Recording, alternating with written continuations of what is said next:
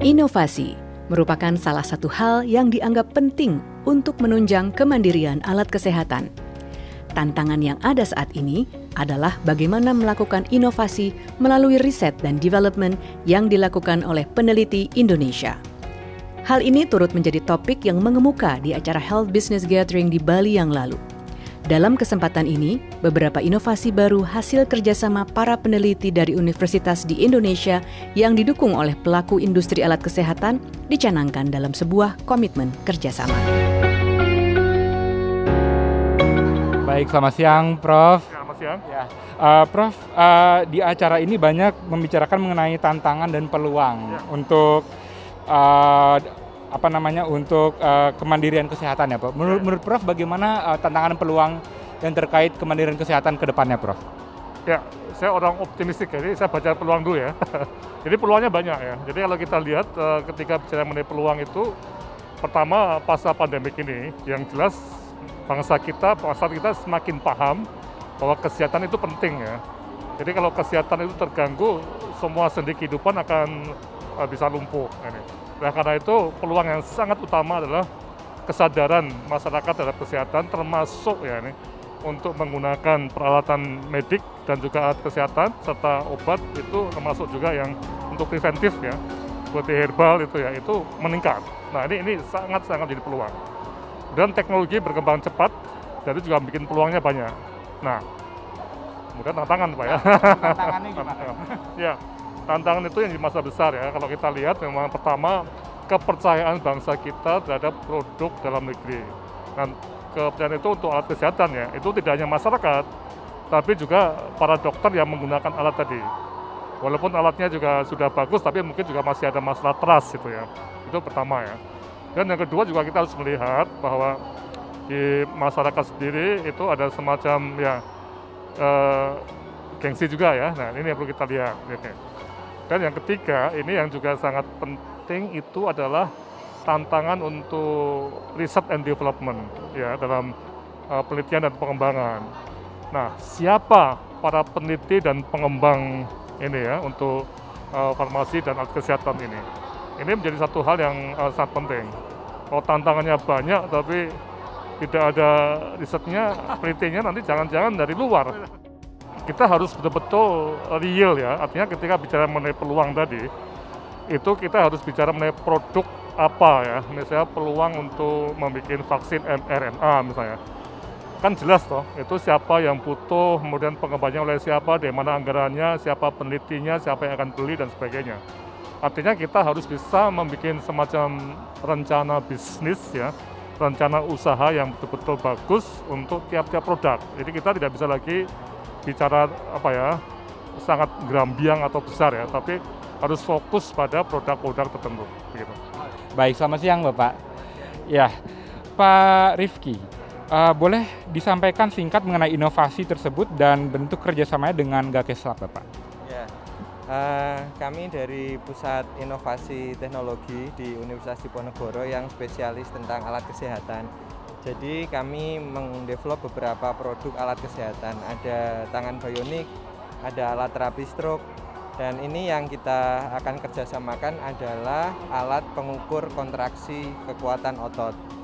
Nah, alat ini spesial sebenarnya karena kita selama ini masih kesulitan untuk mengukur secara kuantitatif berapa kekuatan otot seseorang. Biasanya dokter melihat kekuatan otot itu dengan dinamometer atau pasiennya diajak salaman, seberapa kuat genggamannya, dan dari situlah secara kualitatif diukur kekuatan otot pasien tersebut. Nah, di dalam proses perkembangan ketika seseorang pasien stroke misalnya direhabilitasi, maka butuh satu angka-angka kuantitatif yang terukur. Nah, alat pengukur kontraksi otot ini dapat digunakan di situ secara kuantitatif mengukur progres kekuatan otot seseorang pasien yang direhabilitasi stroke.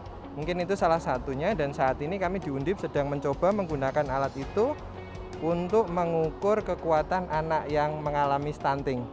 Jadi anak yang stunting itu kekuatan ototnya awalnya seperti apa, kemudian diintervensi gizi sehingga semakin lama semakin baik, ototnya membaik seperti apa. Nah, alat ini bisa digunakan ke sana juga. Kami sangat senang ketika Gakes Lab menjembatani kami untuk menghilirkan alat ini.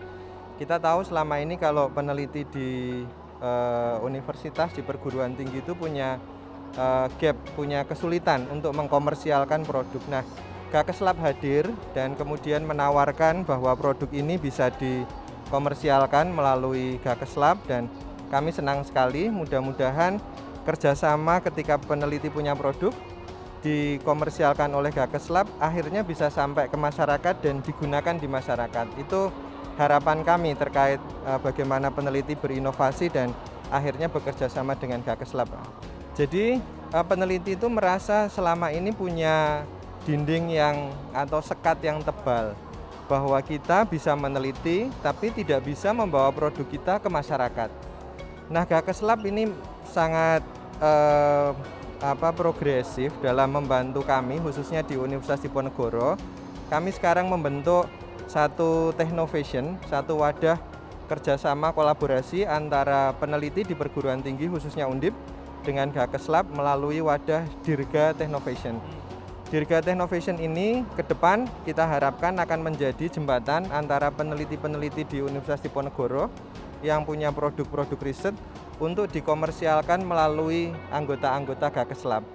Jadi ke depan harapan kami kita memiliki platform pertemuan reguler untuk melihat ini peneliti ini bisa dimitrakan dengan produsen yang mana, dengan anggota Gakes Lab yang mana, sehingga inovasi dan invensi dari teman-teman peneliti ini tidak hanya berhenti di kampus, tapi bisa diterima oleh perusahaan anggota Gakes Lab dan dipasarkan kemudian. Itu harapan kami. Bapak Andi, sebelumnya saya ingin mengucapkan selamat atas kerjasama yang sudah dimulai untuk melakukan inovasi di bidang kesehatan. Nah, ini ada pertanyaan nih dari saya. Boleh disampaikan singkat mengenai inovasi tersebut dan bentuk kerjasamanya dengan Gakes Lab, Bapak? Silakan. Terima kasih, ini saya juga bersama Ibu Lisa dari Gakes Lab. Intinya kami terbuka dengan kerjasama ya. Yang MOU yang baru saja kita tanda tangani itu maksudnya adalah untuk melandasi berbagai macam peluang kerjasama. Salah satunya yang mungkin yang agak spesifik memang seperti lampu sterilisasi untuk ruang kesehatan, itu yang sudah lebih pasti. Tapi kita terbuka sekali dengan berbagai macam inovasi di masa depan sih, seperti itu. Kita kan pahamnya begini ya, sektor kesehatan ini penting, terutama tentang alat kesehatan itu sudah dimasuk dalam prioritas gitu. Selain untuk kesehatan sendiri, kami memahami bahwa produksi alat kesehatan ini kaitannya juga erat dengan pertumbuhan ekonomi.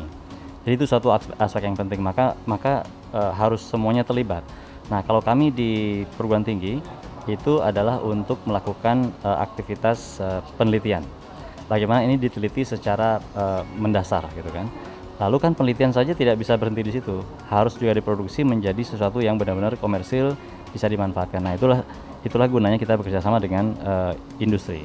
Jadi intinya adalah kami melakukan aktivitas di hulu, yaitu penelitian-penelitian, bekerja sama dengan yang akan bergerak ke hilir. Tapi ini dalam rangka mendekatkan sebenarnya. Jadi agar kami jangan di hulu terus, tapi paham juga hilirnya. Nah, termasuk juga yang di hilir itu juga paham bagaimana proses risetnya. Gitu. Pertama mungkin tadi sedikit saya ulang, kami tetap ingin mengambil peran itu sebagai yang di hulu, yaitu betul-betul melakukan riset yang fundamental ya tentang alat kesehatan ini. Itu dari sisi dunia akademiknya.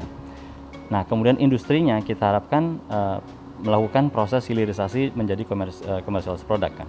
Tapi kan di antara itu biasanya ini celahnya terlalu jauh ini. Nah, karena jauh celahnya ini maka kami ada satu unit yang menjembatani itu, kita sebut sebagai Science Technopark. Jadi istilahnya itu sebagai teknologi transfer office lah. Jadi artinya antara dengan itu jadinya bahwa peneliti ini jangan terlalu hilir banget, juga jangan terlalu hulu banget, juga paham ke hilir. Industrinya juga jangan hanya mikirin hilir aja, jadi paham juga proses risetnya gitu. Jadi dengan Science Technopark itu nanti menjadi semacam teknologi transfer office, seperti itu rencananya. Baik, terima kasih untuk komentarnya Bapak Andi. Sekarang saya juga bersama dengan Ibu Lisa. Mungkin dari Bu Lisa ada komentar-komentar tambahan mungkin yang apa yang disampaikan dengan Pak Andi. Baik, terima kasih. Saya dengan Lisa dari PT Berkah Medika Indonesia, kebetulan anggota Gakeslab DKI. Kami ini pelaku usaha yang ingin sekali berkolaborasi. Jadi sekarang ini adalah zamannya kolaborasi. ABGC programnya pemerintah itu harus kita dukung. Akademi, bisnis, government, dan customer.